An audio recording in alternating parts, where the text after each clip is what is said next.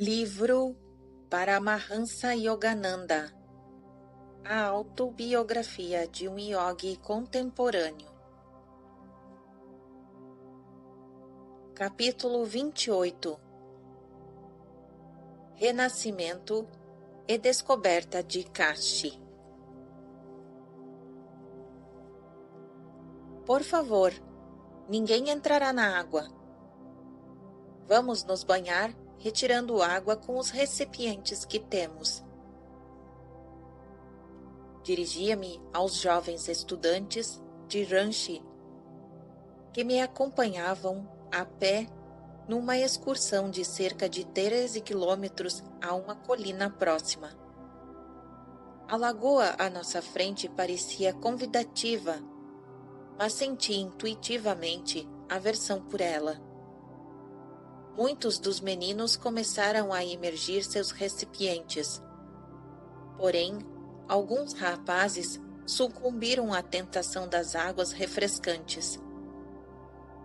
Mal haviam mergulhado quando longas serpentes aquáticas ondulavam ao seu redor. Quantos gritos e quanta água espirrada! Que espontaneidade cômica em fugir da lagoa! Deliciamo-nos com um almoço ao ar livre, depois de atingir nosso destino. Sentei-me rodeado de meninos sob uma árvore.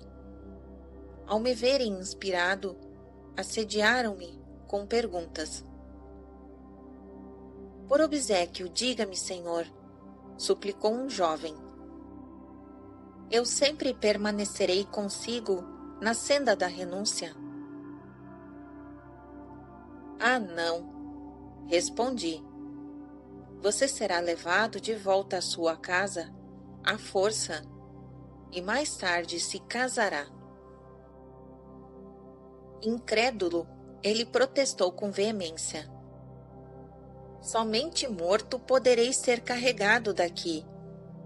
Dentro de poucos meses, entretanto, seus pais chegaram para levá-lo, embora, a despeito de sua resistência e de suas lágrimas, alguns anos mais tarde, ele de fato se casou.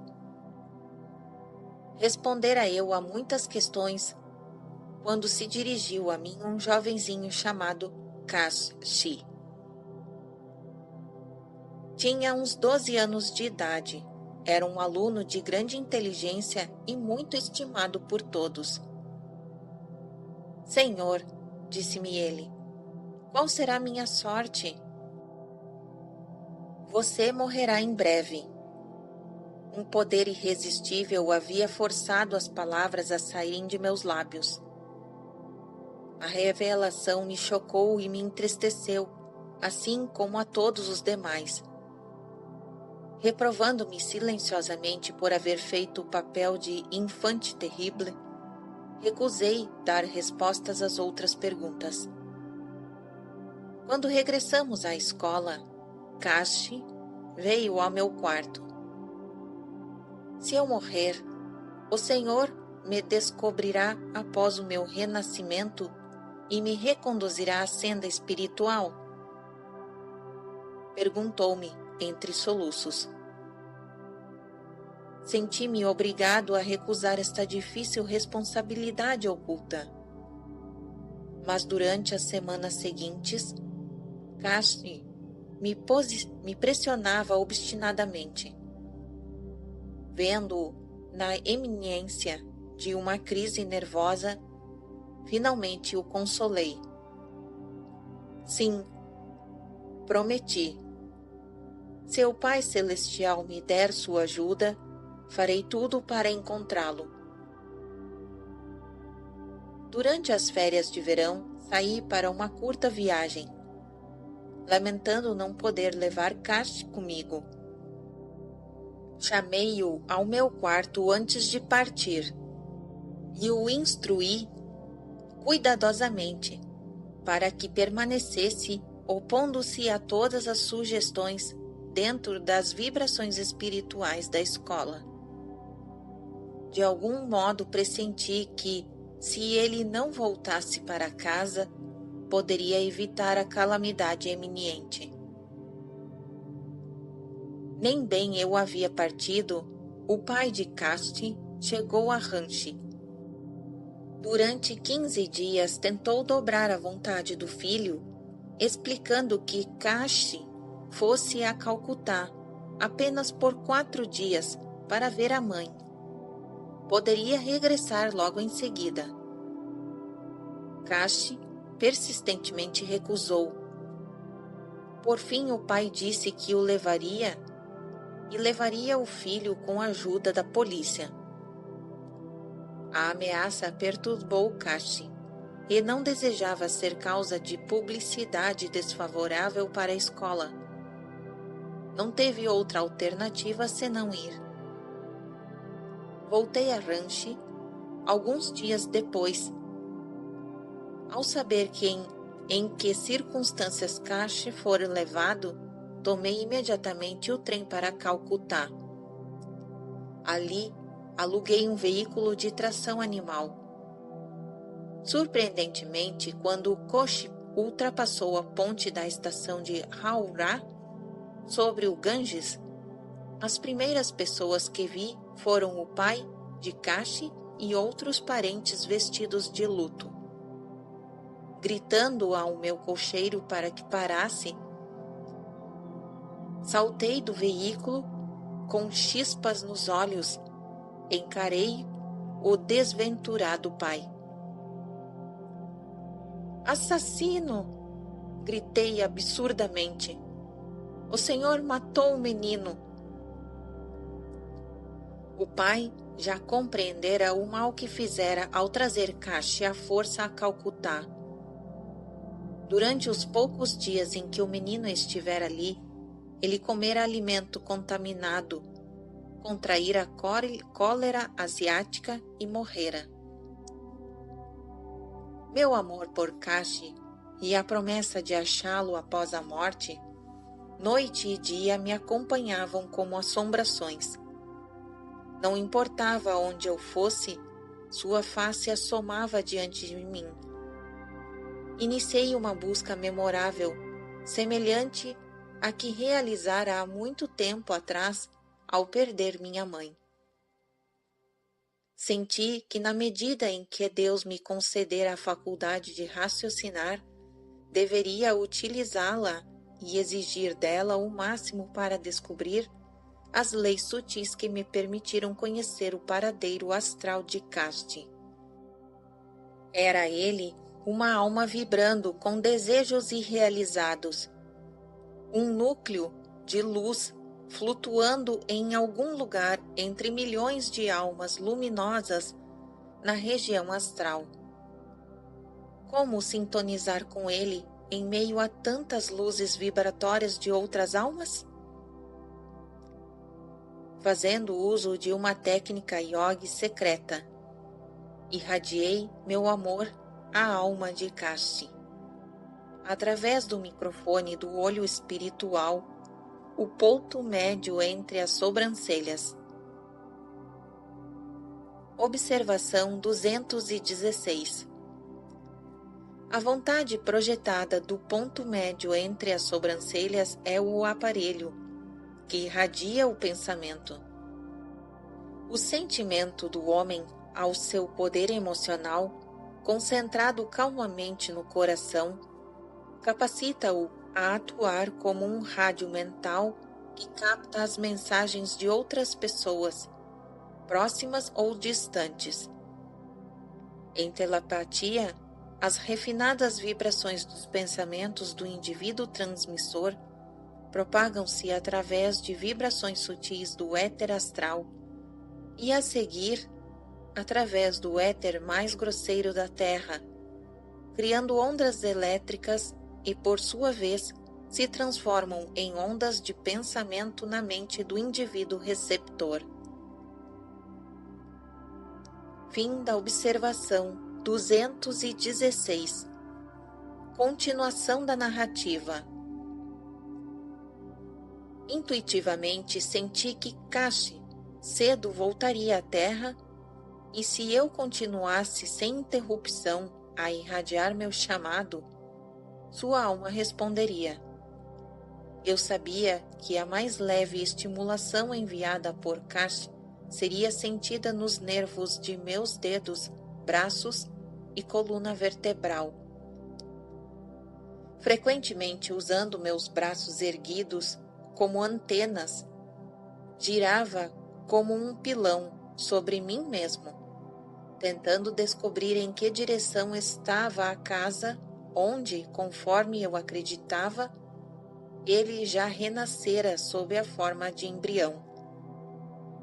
Esperava receber sua resposta no rádio de meu coração, sempre sintonizado. Com zelo nunca diminuído, pratiquei o método yogi constantemente durante os 6 meses seguintes à morte de Kash. Caminhando com alguns amigos certa manhã entre a multidão da zona de Bal Bazar, em Calcutá, ergui minhas mãos na forma costumeira. E pela primeira vez houve resposta. Emocionei-me ao constatar que estímulos elétricos deslizavam por meus dedos e palmas. Estas correntes se traduziram num pensamento poderoso nos recessos profundos de minha consciência. Eu sou Kashi. Eu sou Kashi. Venha a mim. Concentrando-me no rádio de meu coração, o pensamento tornou-se quase audível. No característico murmúrio um tanto rouco de Kashi, ouvi seus chamados repetidas vezes. Observação 217. Toda alma, em seu estado puro, é onisciente. A alma de Kashi se recordava de todas as características do menino Kashi, e por isso imitava sua voz rouca a fim de provocar em mim o seu reconhecimento. Fim da observação 217. Continuação da narrativa. Agarrei o braço de um de meus companheiros, Prakash Das, e sorri para ele, extravasando alegria. Parece que localizei Kash. Comecei a dar voltas sobre mim mesmo, para indisfarçável divertimento de meus amigos e da multidão de transeuntes. Os estímulos elétricos só formigavam através de meus dedos quando eu estava de frente para um atalho próximo, que tinha o nome significativo de Via Serpentina. As correntes astrais desapareciam quando me voltava para outras direções. Ah! Exclamei. A alma de Kash deve estar vivendo no ventre de certa mãe, cuja morada se encontra nessa transversal. Meus companheiros e eu nos aproximamos da via serpentina. As vibrações em minhas mãos erguidas tornaram-se mais fortes, mais pronunciadas. Como se fosse atraído por um ímã, fui arrastado para o lado direito da rua. Ao atingir a entrada de certa residência, verifiquei com pasmo que meus pés se paralisavam. Bati a porta em estado de inteira excitação, com a respiração suspensa. Senti que minha busca, longa e invulgar, chegara com êxito ao fim. A porta foi aberta por uma criada. Esta me informou que seu patrão estava em casa. Ele desceu a escada vindo do andar superior e sorriu-me interrogativamente. Eu mal sabia como formular minha pergunta pertinente e impertinente ao mesmo tempo. Por favor, diga-me, senhor, Se sua esposa espera há 6 meses o nascimento de um filho. Sim, de fato. Vendo que eu era um Shawasmi, um homem de renúncia vestido com um hábito tradicional alaranjado, ele acrescentou cortesmente: por obséquio, diga-me como soube deste assunto meu particular. Quando lhe contei a respeito de Kash e minha promessa de encontrá-lo, o homem assombrado acreditou em minha história. A criança que vai nascer será do sexo masculino, de pele clara, disse-lhe eu. Terá uma face ampla, com um topete em cima da testa. Suas tendências espirituais serão notáveis. Eu tinha certeza de que o menino esperado apresentaria as feições e características de Kash. Tempos depois visitei a criança, cujos pais lhe haviam dado o antigo nome de Kash. Até mesmo na infância, ele era impressionantemente idêntico em aparência a meu querido estudante em Ranchi. O menino me demonstrou afeição instantânea e a atração do passado despertou com redobrada ansiedade. Anos mais tarde, já adolescente, ele me escreveu durante minha permanência nos Estados Unidos. Expôs-me seu profundo desejo de seguir o caminho da renúncia. Enviei-o a um mestre no Himalaia, que aceitou como discípulo o renascido Kash. Observação 218. Embora muitos homens, após a morte física, permaneçam no mundo astral de 500 a 1000 anos, não há lei invariável sobre o decurso de tempo entre as encarnações. Veremos isso no capítulo 43. O período em que um homem vive num invólucro astral ou físico é predeterminante karmicamente. A morte é naturalmente o sono. A pequena morte são uma necessidade fatal, livrando temporariamente das algemas dos sentidos o ser humano não iluminado. Como a natureza essencial do homem é espírito, ele recebe no sono e na morte certos lembretes revivificantes de sua natureza incorpórea. A lei equilibradora do karma, exposta nas escrituras hindus, é da ação e reação, causa e efeito, semeadura e colheita. No processo da justiça natural, Rita, cada homem, por seus pensamentos e ações, vem a ser o modelador de seu destino.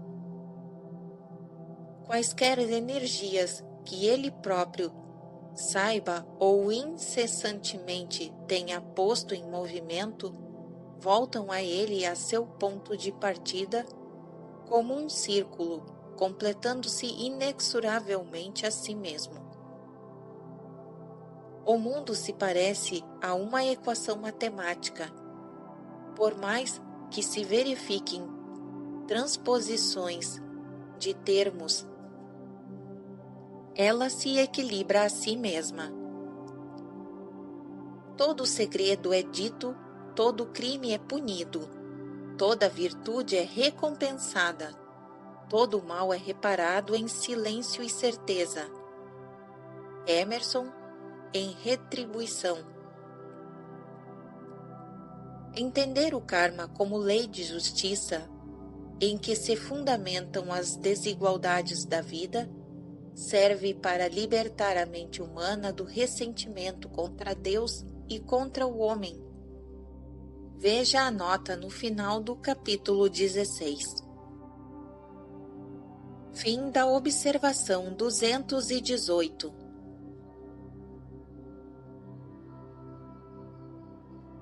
E fim do capítulo 28.